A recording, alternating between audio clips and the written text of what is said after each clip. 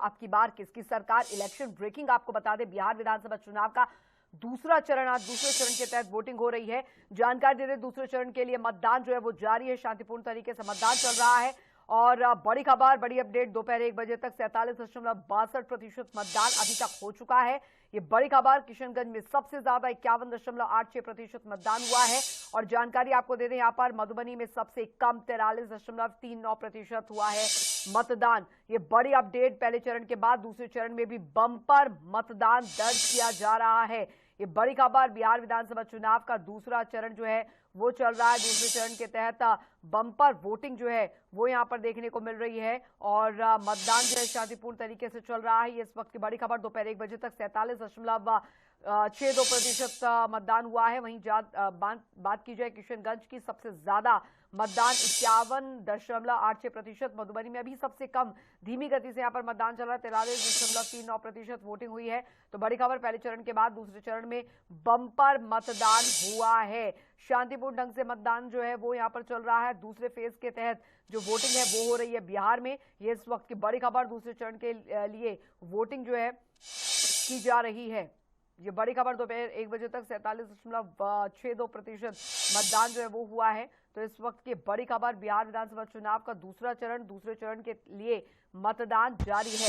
दोपहर 1 बजे तक 47.62% मतदान जो है वो हुआ है। कुल अगर बात की जाए, इस बार दूसरे फेज में भी बम्पर वोटिंग जो है वो दर्ज की जा रही है। इस वक्त की बड़ी खबर आपको बता रहे हैं, बड़ी जानकारी आ रही है। बिहार चुनाव के दूसरे चरण के लिए जो मतदान है वो जारी है। दूसरा चरण, कड़ी सुरक्षा के बीच जो वोटिंग है वो फिलहाल बिहार में हो रही है। ये इस वक्त की बड़ी खबर आपको बता दें। तो 1302 बिहार विधानसभा चुनाव के लिए वोटिंग जो है वो जारी है। बिहार चुनाव के दूसरे चरण के तहत वोट जो है वो डाले जा रहे हैं। 20 जिलों की 122 सीटों पर वोटिंग जारी है।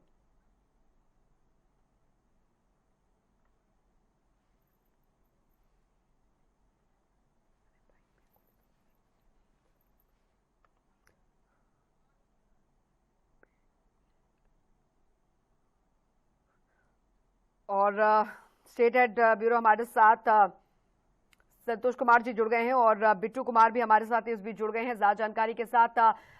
संतोष जी, फिलहाल कुल मिलाकर अभी क्या स्थिति वहां पर बनी हुई है? बम्पर वोटिंग जो है वो दर्ज की जा रही है। जी देखिए अंजलि, जिस तरीके से लोगों में वोट को लेकर उत्साह है, वो दोपहर तक जो आंकड़े आए हैं इस बात की सबूत है कि 47.62% मतदान जो है दोपहर 1 बजे तक हुआ है और अभी भी चल रहा है। मतदान शांतिपूर्ण तरीके से चल रहा है, लेकिन मतदाताओं में काफी उत्साह देखने को मिल रहा है और हमें लगता है कि पहला फेज का जो प्रतिशत था उस प्रतिशत के आंकड़े को भी आज का चुनाव पार कर जाएगा, ऐसी जो है संभावना दिखाई पड़ रही है। हम बता दें कि जिस तरीके से जो आंकड़े प्राप्त हुए हैं हमको, उसमें पश्चिम चंपारण में 48.91% है, पूर्वी चंपारण में 48.1% है, शिवहर में 48.23% है, सीतामढ़ी में 45.28% है, मधुबनी में 43.39%, सुपौल में 48.22%, अररिया में 46.87%, किशनगंज में 51.86%, जबकि पूर्णिया में 49.63%, कटिहार में 48.50%, भागलपुर में 45.09%, बांका में 50.7%, कैमूर में 49.89% और जमुई में 50.91% मतदान दर्ज किया गया है। तो ये जो परसेंटेज दिख रहा है, जिस तरीके से परसेंटेज बढ़ा हुआ है, उसे लगता है कि शाम को जो मतदान समाप्त होगा उसके बाद जो आंकड़े आएंगे तो निश्चित रूप से बढ़े हुए आंकड़े आएंगे। चूंकि जो भी जानकारी प्राप्त हो रही है, वहां हर मतदान केंद्र पर इक्के दुक्के ऐसे मतदान केंद्र जहां वोट बहिष्कार हुए हैं, लेकिन बाकी मतदान केंद्रों की हम बात करें तो वहां लगातार मतदाताओं की भीड़ उमड़ी हुई है और लोग शांतिपूर्ण तरीके से वोट कर रहे हैं। जी अंजलि, बिल्कुल लौटेंगे आपके पास। बिट्टू कुमार भी हमारे साथ इस बीच जुड़े हुए हैं। बिट्टू कुमार, आपके वहां पर अभी क्या स्थिति बनी हुई है? सेकंड फेज के तहत जो वोटिंग है वो वहां पर चल रही है, कैसी व्यवस्था है और किस तरीके से उत्साह जो है वोटर्स में देखने को मिल रहा है दूसरे चरण के तहत? जी मैं बता दूं कि मैं अभी मैं बनमनखी विधानसभा क्षेत्र के जीएलएम कॉलेज में मैं खड़ा हूँ। हालांकि मैं बताऊं कि जिस जगह मैं खड़ा हूँ यहाँ सुबह से ही शांतिपूर्ण तरीके से यहाँ मतदान हो रहा है। हालांकि मैं बता दूं कि जैसे जैसे दिन ढला है वैसे वैसे लोग भी आए। हालांकि मैंने किस चीज से देखी कि किस तरह से यहाँ बैरिकेडिंग लगाई गई है। बैरिकेडिंग के साथ ही साथ लोग शांतिपूर्ण अवस्था में यहाँ पे वोट कर रहे हैं। हमारे साथ कुछ यहाँ जो लोग हैं जो कि मतदान करके आए हैं, मैं उनसे बात करता हूँ कि आखिर क्या सोचते इस बार उन्होंने मतदान यहाँ किया है। सर क्या नाम हुआ? मेरा नाम रंजीत कुमार गुप्ता है, मैं एक सामाजिक कार्यकर्ता हूँ। सर ये तो अच्छी बात है। सर जब बताया जाए कि किस तरह से आज क्या सोच के आप यहाँ पे मतदान कर रहे हैं? मैं यहाँ मतदान करने आया हूँ। राज्य में शांति, सुरक्षा और समृद्धि का माहौल कायम करने के लिए आवश्यक ऐसी सरकार चुनी जाए जो इन सारे जो आवश्यक चीजें हैं वो यहाँ उपलब्ध कराई जाए। समाज में शांति स्थापित करने के लिए, समाज में समृद्धि के लिए, समाज में विकास के लिए आवश्यक है कि आप एनडीए की सरकार को चुने और अपना एक महत्वपूर्ण वोट दें। रंजीत जी एक सवाल हम आपसे लेना चाहेंगे कि क्या किस तरह से बिहार में जो पलायन है और काफी का जो बेरोजगारी है इसको लेकर क्या कहेंगे? देखिए बेरोजगारी की समस्या यहाँ है, ऐसा नहीं है, मगर बेरोजगारी को दूर करने के लिए एनडीए की सरकार ने बहुत सारे एहतियात कदम उठाए हैं और ऐसा आप नहीं कर सकते हैं कि रोजगार लोगों का सृजन नहीं हो रहा है। रोजगार मिल रहा है। आप हजारों नहीं लाखों की संख्या में इसी सरकार ने, एनडीए की सरकार ने लोगों को रोजगार दिया। आप किसी भी विद्यालय में जाइए, आप कहीं न कहीं शिक्षक देना आपको प्रस्तुत देंगे। विभिन्न क्षेत्रों में भी रोजगार के अवसर नए दिन प्राप्त हो रहे हैं और थोड़ी देर तो है, इतनी बड़ा राज्य है तो थोड़ी देरी होगा और भी उपलब्ध कराए जाएंगे रोजगार। जी हाँ, जिस तरह से मैं बता दूं कि यह बनमनखी विधानसभा क्षेत्र जो है यह एक सुरक्षित सीट है और इस क्षेत्र में भाजपा के जो विधायक कृष्ण कुमार ऋषि हैं और जो महागठबंधन के प्रत्याशी ये दोनों के बीच में तकरीबन टक्कर देखने को मिल रही है। जी हम बता दें कि जिस तरह से ये यहाँ पे जो है वो राजनीति के तौर से यदि हम देखें तो यहाँ पे पलायन और बेरोजगारी सबसे बड़ी मुद्दा रही है। लेकिन मैं बता दूं कि एनडीए की सरकार जब से बिहार में बनी है तब से यहाँ पे पलायन जो है वो धीरे धीरे कम हुआ है। हालांकि स्वरोजगार है वो स्वरोजगार भी धीरे धीरे इस बिहार में पनप रहा है। और जिस तरह से मोदी जी ने यह बात कहा था कि पहले सुबह में सबसे पहले मतदान फिर इसके बाद जलपान, और मैं सुबह से मैं ही इनको देख कर मैं खड़ा हूँ और मैं जिस तरह से मैं देख पा रहा हूँ कि सुबह होते ही सबसे पहले लोग यहाँ पे आकर मतदान किए। जरा मेरे कुछ मुस्लिम महिलाएं भी है, वो महिलाएं भी इस बार बढ़ चढ़कर यहाँ पे वोट देने के लिए आ रहे हैं। हालांकि सुबह में माहौल कुछ कम था, लेकिन जैसे जैसे दोपहर के 12 बजे के बाद जैसे जैसे दिन चढ़ते गया है वैसे वैसे लोग भी आना सुचारू ढंग से यहाँ तैयार किए और साथ ही साथ बहुत ही शांतिपूर्ण माहौल में यहाँ पे चुनाव हो रहा है और लोग हम बात करते। सर क्या नाम है? सर क्या सोचती इस बार आपसे वोट किया और अपना मतदान जो है शासन को दिया? सर एक चीज लेना हम चाहेंगे, एक चीज पूछना चाहेंगे कि सर जिस तरह से जो अभी के जो प्रत्याशी है उनके द्वारा जो भाजपा के द्वारा यह कहा गया तो हम रोजगार देंगे, पैसा देंगे, साथ ही साथ और जो विपक्षी है उनका कहना है कि ये जो 10,000 रुपये जो महिला सशक्तिकरण के लिए बिहार में दिया गया या घूस के तौर पे दिया गया और बिहार में वो वोट लेने के लिए वो 10,000 रुपये दिया गया, बाद में पुनः फिर वो आपसे रिटर्निंग लिया जाएगा।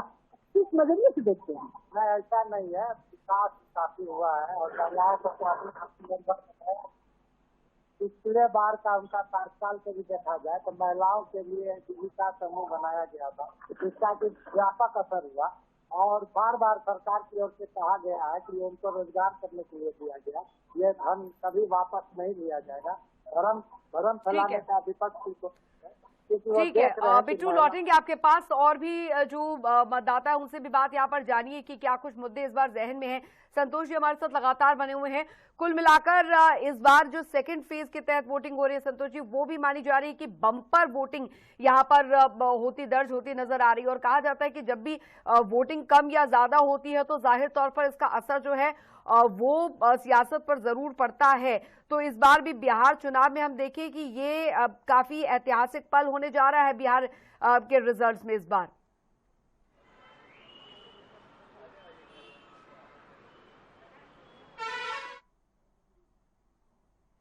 संतोष जी, आपको मेरी आवाज मिल पा रही है? चलिए, लगता है संपर्क नहीं हो पा रहा, दोबारा कोशिश करें संपर्क करने की। और महिला वोटर्स भी हैं बिट्टू के साथ। बिट्टू, आप महिला वोटर से भी जानिए। देखिए, सबसे पहली बात मैं आपको बता दूं कि इस बार जो है वो महिला वोटर भी बहुत ही अच्छे और सरल तरीके से यहाँ पे मतदान करने आ रही है। सुबह भी मैंने बताया था कि जब मैं आया था तो सुबह भी महिला वोटर जो उसकी संख्या सबसे ज्यादा थी, और आज भी महिला की संख्या दोपहर के बाद धीरे धीरे वो बढ़ती गई है। हमारे साथ महिला वोटर भी है, हम उनसे ही बात करते हैं। क्या नाम हुआ मैम? क्या सोच कर इस बार मतदान करना? और जिस तरह से कहा जाता है कि महिला जो है वो पहले पूरी तरह से नहीं आती थी, और इस बार महिला सशक्तिकरण को किस नजरिए से देखते हैं?